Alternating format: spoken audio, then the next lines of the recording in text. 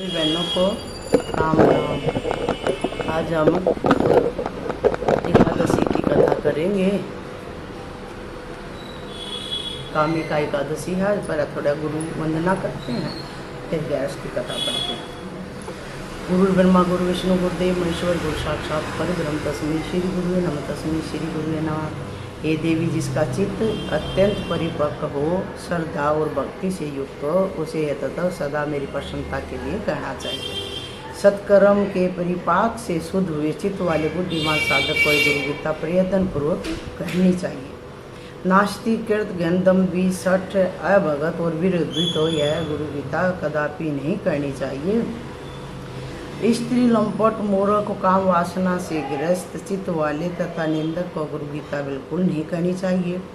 एक अक्षर मंत्र का उपदेश करने वाले को जो गुरु नहीं मानता, वह 100 जन्मों में कुत्ता होकर भी चंडाल की योनि में जन्म लेता है। गुरु का त्याग करने से मृत्यु होती है, मंत्र को छोड़ने से दरिद्रता आती है, और गुरु एवं मंत्र का त्याग करने से रो नरक मिलता है। बोल श्री सतगुरु भगवान की जय। अब हम कामिका एकादशी की कथा करेंगे। गुरु वंदना हमारी हो गई। बोल श्री कृष्ण भगवान की जय। युधिष्ठिर ने पूछा, गोविंद वासुदेव, आपको मेरा नमस्कार है। श्रावण के कृष्ण पक्ष में कौन सी एकादशी होती है? कृपया उसका वर्णन कीजिए। भगवान श्री कृष्ण बोले, राजन सुनो, मैं तुम्हें एक पाप नाशक उपाख्यान सुनाता हूँ, जिसे पूर्व काल में ब्रह्मा जी ने नारद जी के पूछने पर कहा था। वही उपाख्यान आप भी सुनो। नारद जी ने प्रश्न किया, हे भगवान, हे कमलासन, मैं आपसे यह सुनना चाहता हूँ कि श्रावण के कृष्ण पक्ष में जो एकादशी होती है उसका क्या नाम है?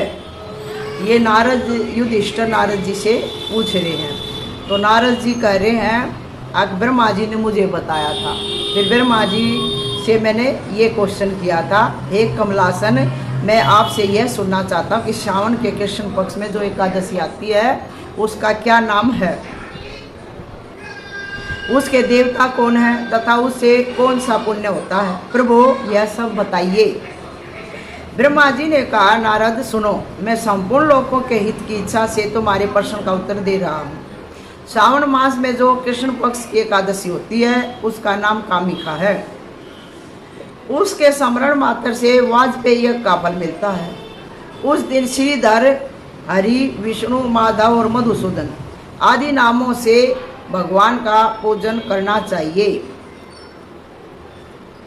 भगवान श्री कृष्ण के पूजन से जो फल मिलता है वह गंगा, काशी, नैमिषारण्य तथा पुष्कर क्षेत्र में भी सुलभ नहीं है। श्री कृष्ण की पूजा आज के दिन इतनी उत्तम बताई है, उनके नाम का उच्चारण करना चाहिए। सहस्त्र नाम अगर कोई उसका पाठ कर सकता है तो करना चाहिए एकादशी के दिन।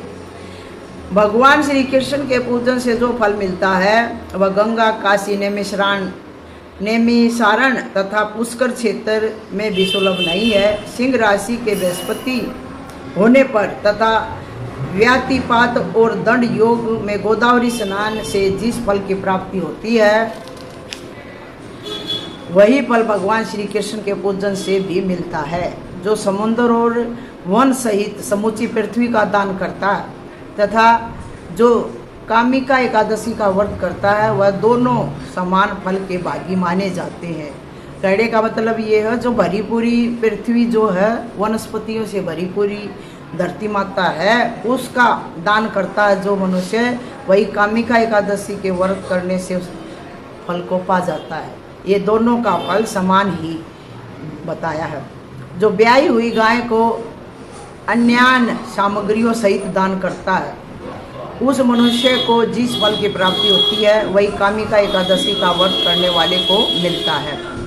कहने का मतलब ये है, जो मनुष्य तुरंत ब्याही हुई गाय का दान करता है और उसका चारे का भी प्रबंध कर देता है, उसको वस्त्र पाल वाल भी उड़ा देता है, तो उसको जितना फल मिलता है उतना ही फल इस कामिका एकादशी के व्रत करने वाले को मिल जाता है। जो नर श्रेष्ठ श्रावण मास में भगवान श्रीधर का पूजन करता है उसके द्वारा गंधर्वों और नागों सहित संपूर्ण देवताओं की पूजा हो जाती है। इतनी उत्तम, इतनी महान एकादशी है ये। अतः पाप भीरु मनुष्य को यथाशक्ति पूरा प्रयत्न करके कामिका एकादशी के दिन श्री हरि का पूजन करना चाहिए। जो पाप रूपी पंख से भरे हुए संसार समुद्र में डूब रहे हैं, उनका उद्धार करने के लिए कामिका एकादशी का व्रत सबसे उत्तम है। अध्यात्म विद्यापरायण पुरुषों को जिस फल की प्राप्ति होती है, उससे बहुत अधिक फल कामिका एकादशी व्रत करने का सेवन करने वाले को मिलता है। अर्थात जो शिक्षक हैं, जो मास्टर हैं, टीचर हैं, और वो कुछ अपने विद्यार्थियों को निःशुल्क विद्या पढ़ा देते हैं, तो उनको जितना फल मिलता है उतना ही कामिका एकादशी के व्रत करने से मिलता है। कामिका एकादशी का व्रत करने वाला मनुष्य रात्रि में जागरण करके न तो कभी भयंकर यमदूत का दर्शन करता है और न कभी दुर्गति में ही पड़ता है। लाल मणि, मोती, वैदुर्य और मूंगे आदि से पूजित होकर भी भगवान विष्णु वैसे संतुष्ट नहीं होते जैसे तुलसी दल से पूजित होने पर होते हैं। जिसने तुलसी की मंजरियों से श्री केशव का पूजन कर लिया है, उसके जन्म भर का पाप निश्चय ही नष्ट हो जाता है। आज एकादशी के दिन जो तुलसी की मंजीरी भगवान श्री कृष्ण पर या शालिग्राम पर चढ़ाता है, तो उसको लाल मणि, मोती, मूंगे जितने भी बहुमूल्य रत्न हैं, उनको दान करने का फल मिल जाता है। उसके जन्म भर के पाप नष्ट हो जाते हैं। या दृष्टा निखलाग संग घस मणि चपृष्टा वपुष्पावनी रोगाणाम विवंदिता निरसनी शिक्तांतक त्रासिनी प्रत्यासती विद्यायनी भगवते कृष्ण से सरोपिता नयस्ता तच्चरणे विभुक्त फलदा तस्सई तुलसी नमे। जो इसका अर्थ है, इस दो एक अर्थ है, जो दर्शन करने पर सारे पाप समुदाय का नाश कर देती है, स्पर्श करने पर शरीर को पवित्र बनाती है, प्रणाम करने पर रोगों का निवारण करती है, जल से सींचने पर यमराज का भी भय पहुंचाती है, आरोपित करने पर भगवान श्री कृष्ण के समीप ले जाती है, और भगवान के चरणों में चढ़ाने पर मोक्ष रूपी फल प्रदान करती है। उस तुलसी देवी को मेरा नमस्कार है, नमस्कार है, नमस्कार है। ये पद्म पुराण के उत्तरखंड के 56 और 22 दोहे में ये वर्णित है। जो मनुष्य एकादशी के दिन रात दीप दान करता है, उसके पुण्य की संख्या चित्रगुप्त भी नहीं जानते। एकादशी के दिन भगवान श्री कृष्ण के सम्मुख जिसका दीपक जलता है, उसके पितर स्वर्गलोक में स्थित होकर अमृत पान से तृप्त होते हैं। घी या तिल के तेल से भगवान के सामने दीपक जलाकर मनुष्य देह त्याग के पश्चात करोड़ों दीपों से पूजित हो स्वर्गलोक में जाता है। भगवान श्री कृष्ण कहते हैं, युधिष्ठिर, यह तुम्हारे सामने मैंने कामिका एकादशी की महिमा का वर्णन किया है। कामिका सब पातकों को हरने वाली है, अतः मानवों को इसका व्रत अवश्य करना चाहिए। यह स्वर्गलोक तथा महान पुण्य फल प्रदान करने वाली है। जो मनुष्य श्रद्धा के साथ इसका महातम स्मरण करता है, वह सब पापों से मुक्त हो श्री विष्णु लोक में जाता है, गोलोक धाम में जाता है। बोल श्री कृष्ण भगवान की जय, लक्ष्मी नारायण भगवान की जय, श्री रामचंद्र भगवान की जय, उमापति महादेव की जय, बोल पवन सुत हनुमान की जय। ये थी हमारी एकादशी की कथा। अब हम गीता का एक अध्याय और जरूर करेंगे बहनों आज हैं, क्योंकि एकादशी को तो बहुत ही पुण्य मिलता है जो गीता का पाठ करता है। आज हम 15वां अध्याय 15वां अध्याय की हम आज पाठ करते सुनते हैं।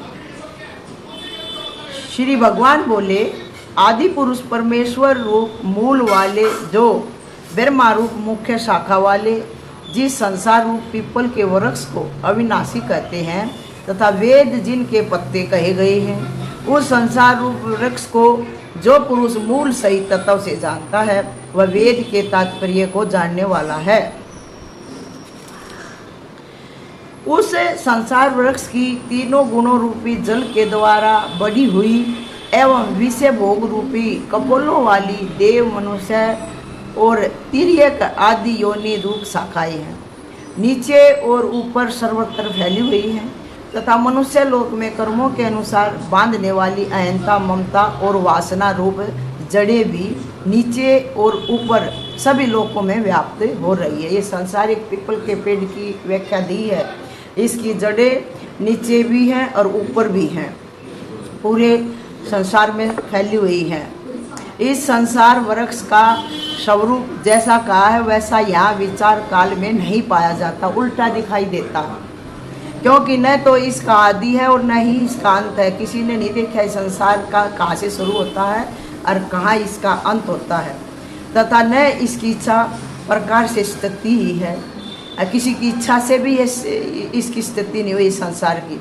इसलिए इस अहंता, ममता और वासना रूप अति दृढ़ मूलों वाले संसार रूप पीपल के वृक्ष को दृढ़ वैराग रूप शास्त्र द्वारा काट कर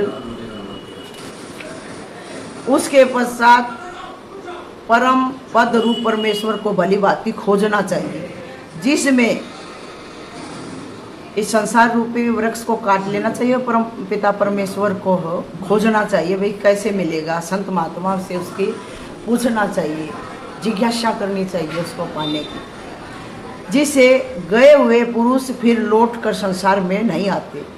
और जिस परमेश्वर से इस पुरातन संसार वृक्ष की प्रवृत्ति विस्तार को प्राप्त हुई है, उसी आदि पुरुष नारायण के मैं शरण हूँ, मैं शरण हूँ, मैं शरण हूँ, इस प्रकार दृढ़ निश्चय करके उस परमेश्वर का मनन और निधि ध्यान करना चाहिए, जिसका मान और मोह नष्ट हो गया है, जिन्होंने आसक्ति रूप दोष को जीत लिया है, जिनकी परमात्मा के स्वरूप में नित्य स्थिति है और जिनकी कामनाएं पूर्ण रूप से नष्ट हो गई हैं, वे सुख दुख नामक द्वंद्वों से विमुक्त ज्ञानी जन सब उस अविनाशी परम पद को प्राप्त होते हैं।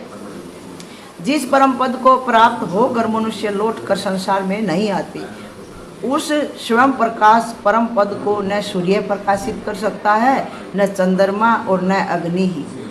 वही मेरा परम दान है, वो हमेशा प्रकाशित ही रहता है, सूर्य चंद्रमा की वहाँ पे आवश्यकता नहीं है।